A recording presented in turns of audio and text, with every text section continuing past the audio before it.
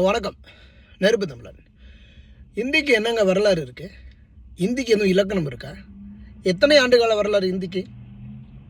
ஒரு 100லிருந்து 300 வருஷம். தமிழ் மொழிக்கு 50,000 ஆண்டுகால வரலாறு இருக்குது. மனுஷன் மிருகமாக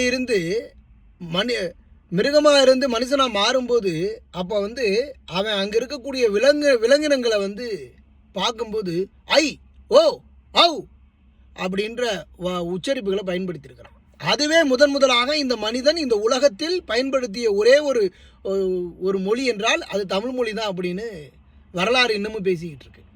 அப்படிப்பட்ட ஒரு மொழியை இன்னைக்கு என்ன பண்ணுறான்? இந்தியாவுக்குள்ள அந்த மொழியை தேசிய மொழியாக மாற்றுவதற்கு இந்தியாவிற்கு துப்பு கிடையாது, இந்தியாவிற்கு அருகதை கிடையாது, இந்தியாவினுடைய பிரதமருக்கு திராணி கிடையாது.